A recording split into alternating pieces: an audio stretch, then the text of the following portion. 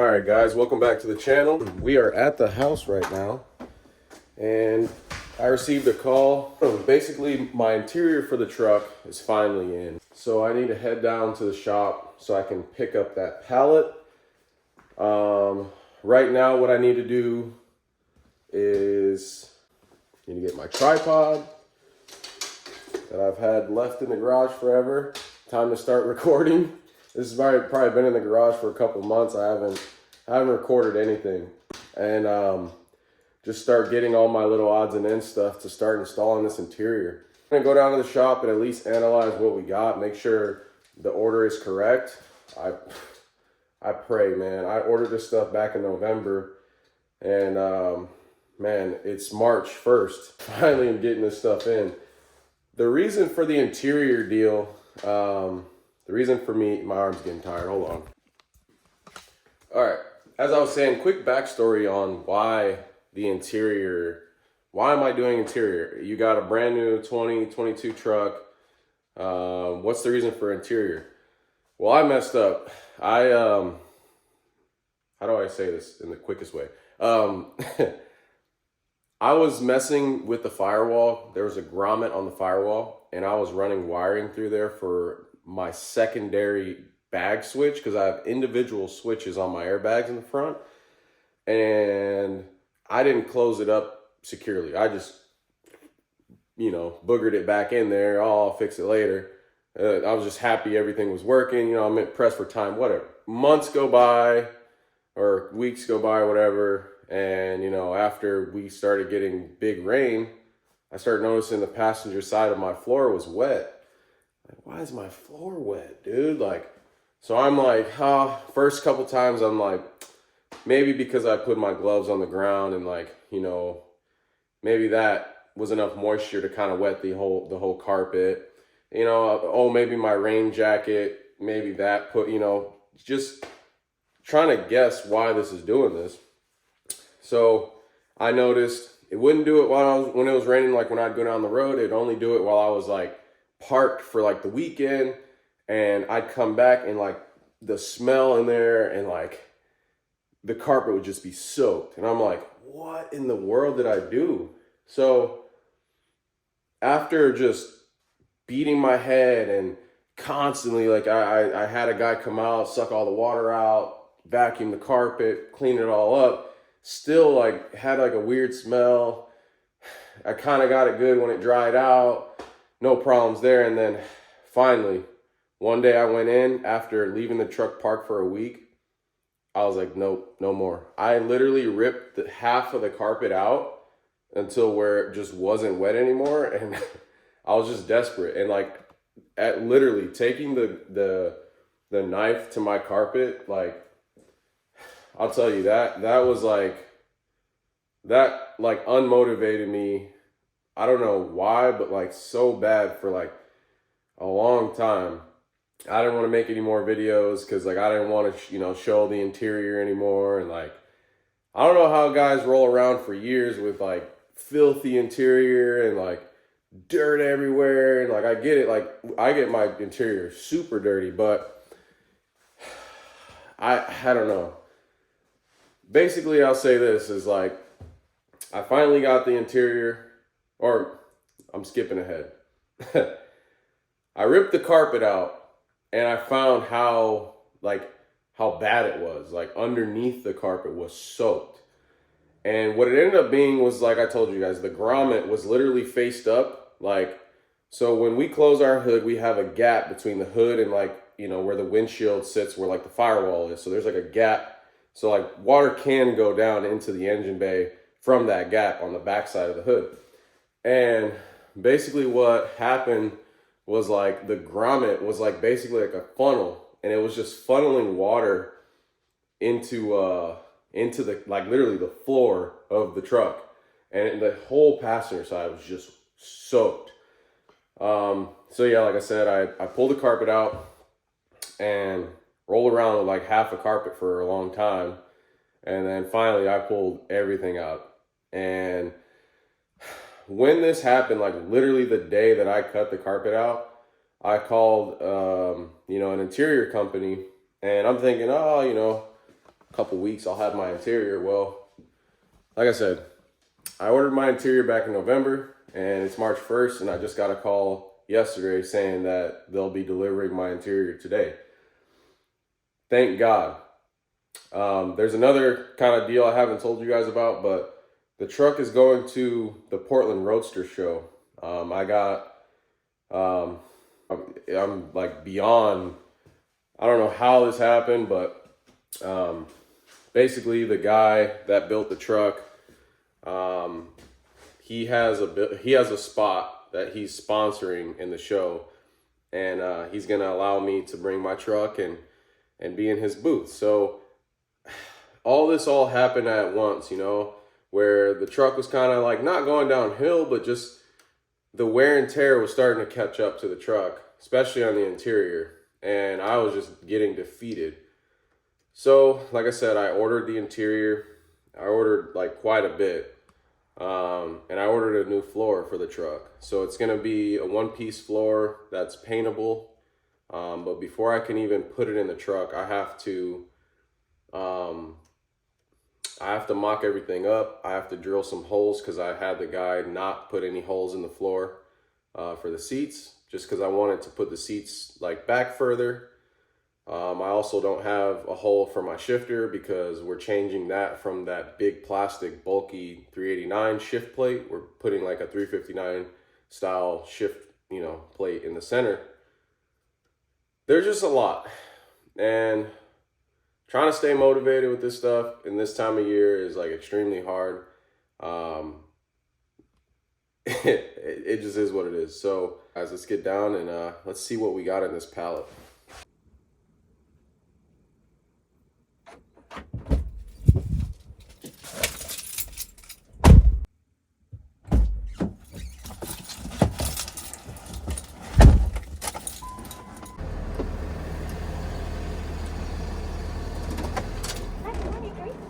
Good, how are you?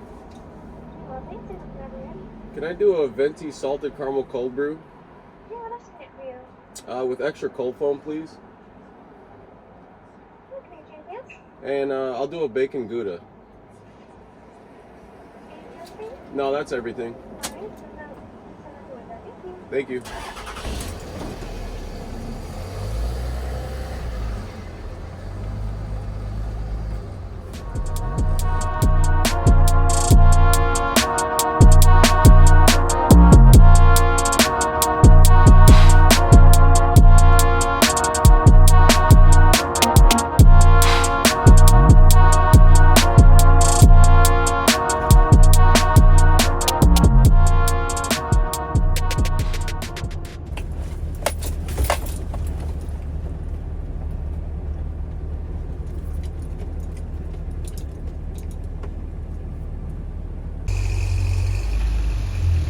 Made it down here to the shop.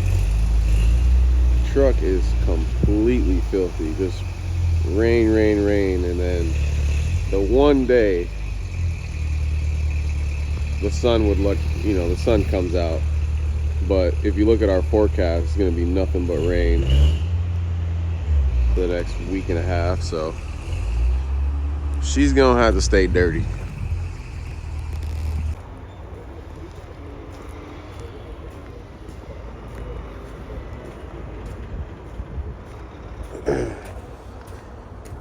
Man, that is not how you back in here.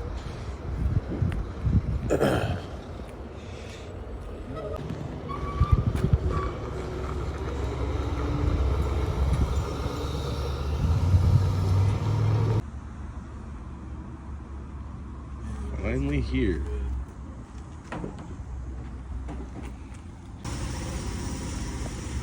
All right, boys and girls, so we got all of our interior. I'm just going through everything, making sure everything is what it's supposed to be. And yeah, I mean, so far it all checks out. So even though I don't really want to today, it is what it is.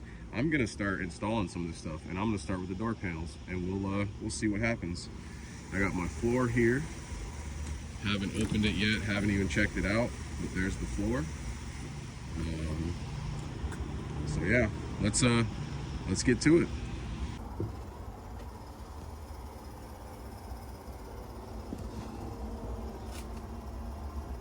Well, we already ran into a problem.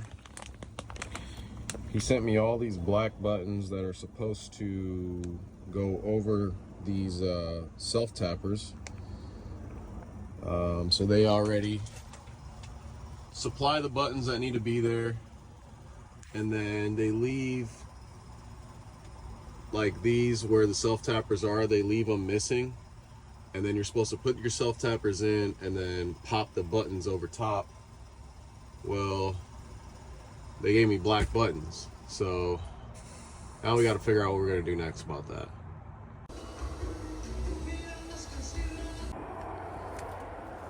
All right, guys, just want to show the progress before it gets too dark. Got the cab corners all in. It's super messy in here right now, but cab corners all in, and I got the driver's side door panel installed. I'll show you guys that real quick, and then when it gets darker, I'll kind of show you guys it with the light. And I can flip it on real quick and show you guys. So let me flip the key. There it is.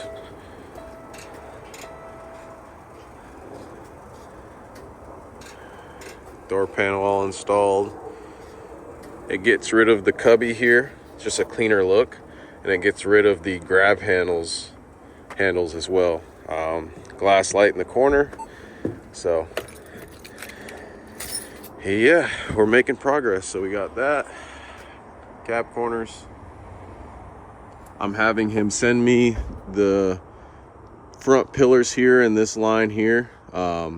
I guess it wasn't included in the kit, and then we also still have to do the headliner under the CB. So still got a bunch of work to do, but we're getting to it.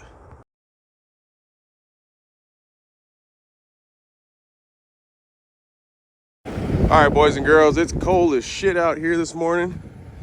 I'm just gonna show you guys real quick me getting loaded, but yeah, I'm not gonna do too much recording this morning, especially, you know, it's dark as well, so only so much you can see. But got an easy one dropper today. Just got it all stacked up like this in the front, and we're gonna put another 25 feet of the same material out back. And yeah, should be pretty easy sailing load today. And let me pull forward actually. Pretty easy selling load today. It's a total of 61,000 pounds. So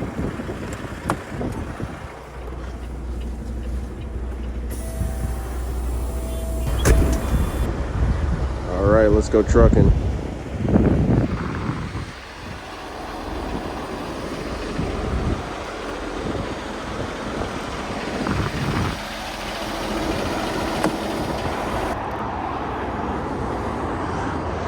All right, guys, you know how to start my day right.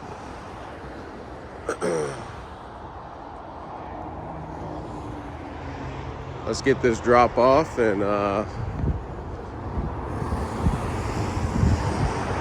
don't know what I'm gonna do for the rest of the day. I'm gonna have an early day today, which is fine with me, but days like this, I don't really know what all to do. Like, it's gonna be kind of crappy weather, kind of too crappy to work on the truck, but at least I'm doing interior stuff, so that might work out okay. But yeah, let's get the ball rolling and get the drop off and just do our deal for the day. All right, made it to my drop off. Man, the weather has not let up at all. It is super cold out here, so I'm gonna hurry up and get these chains off, and I'll show you guys the unload.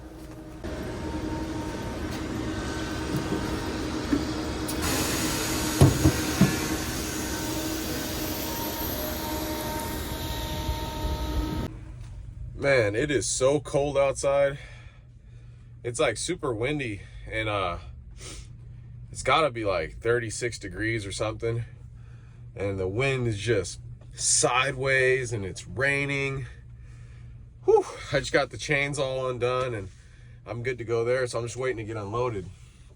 But, whew, had to catch my breath. I was trying to hurry up. But, yeah, once we get unloaded here, we'll be done for the day. I just got to figure out what else I want to do for the day. Like I said, I got, you know, interior still to do in here.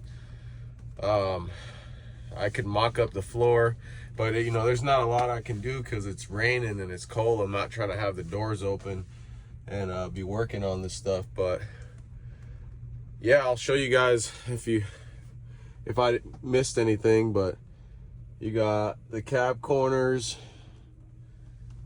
underneath the CB. You got the headliner insert, the other cab corner, and then this door. I still have to glue the trim ring around that window. And then also let me know what you guys think. Before this show, I really wanted to paint my dash all black, super shiny, get the texture out of the dash, and then also paint the top portion, this entire section, just paint it black as well, get the texture out of it, paint it black, legendary black, like my frame, this as well. And then this right here is just a stainless piece that has double-sided tape. Behind it is actually like a wood grain piece that comes from the factory or whatever. I was thinking about pulling that off and painting that gray.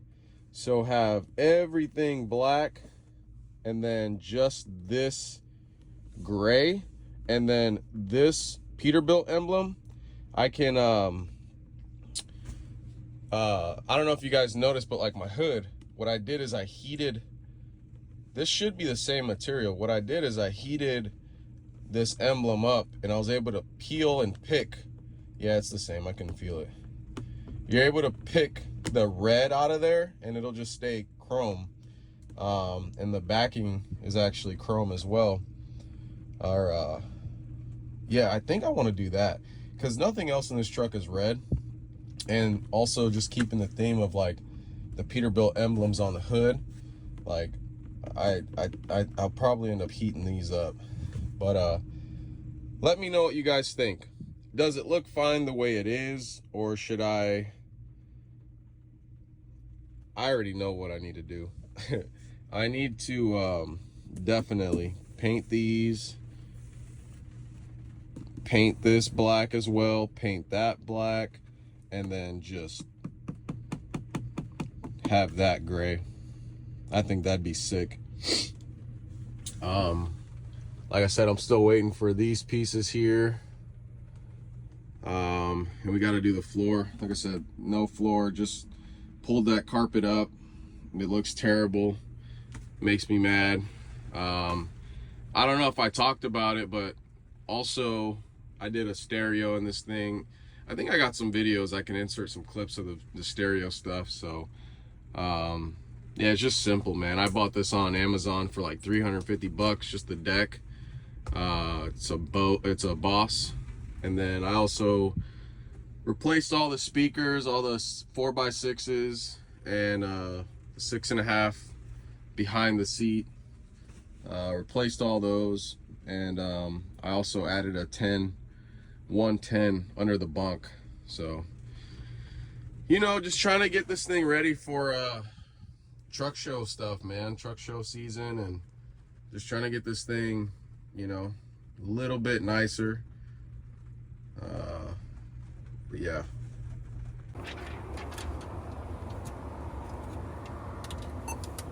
Oh, what? It's talking to me? Sounds working. Talk to me one time, dude.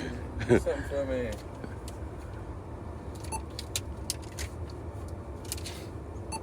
Sorry, just put on radio. Make sure the audio's working. Tuner.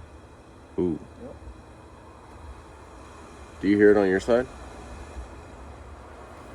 Yeah, so Well, here, actually, plug in my little deal. Let's see if the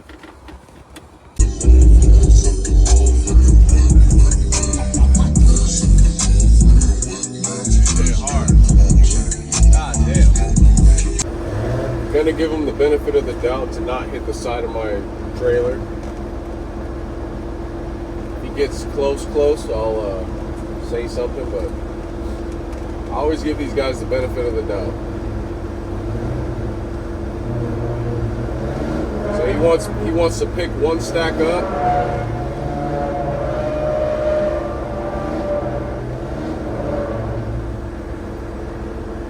That's plenty.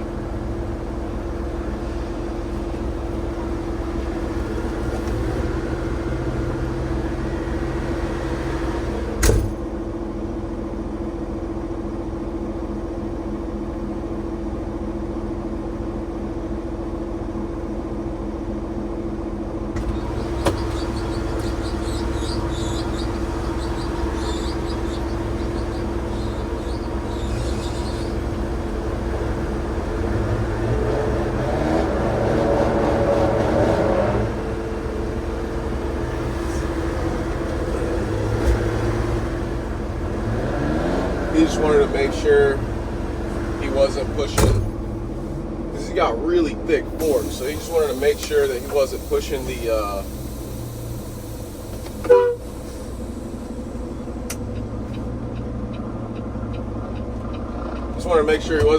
the beam on the other side, like off the trailer.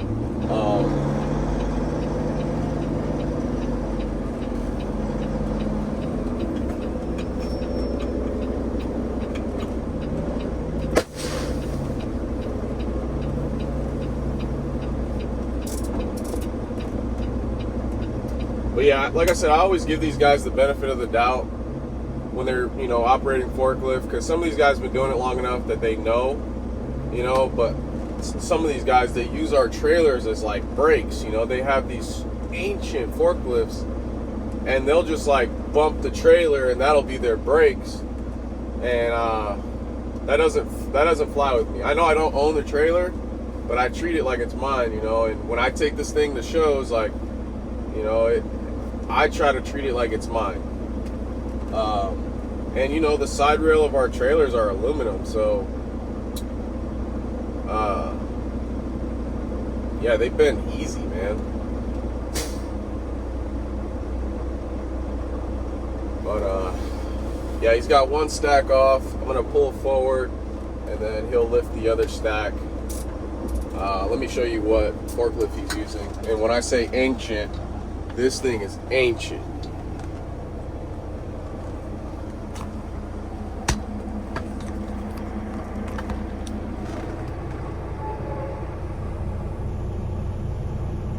Anybody had to guess what year that thing is, what would you say? I couldn't even guess.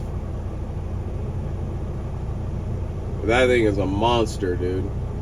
That thing could probably pick up, I've been here before where they've picked up like over 60,000 pounds. An old timer was running that forklift and definitely picked up over 60,000 pounds in one shot with that forklift. So that thing's definitely a tank.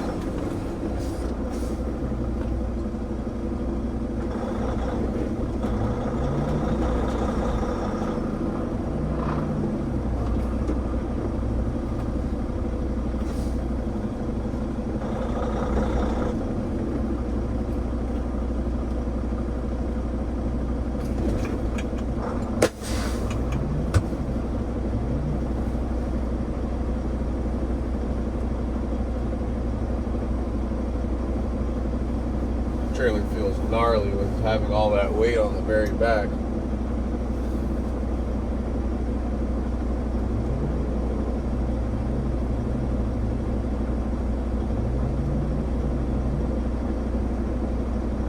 And when he lifts it off, I'll just pull all the way around and I'll strap my dunnage down on the other side. They already signed my paperwork and everything, so let me show you guys.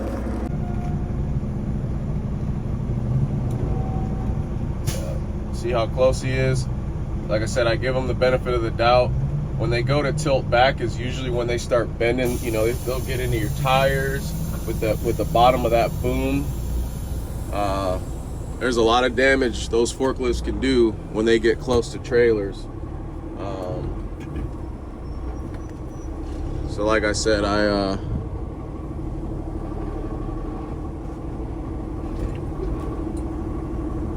like to be cautious.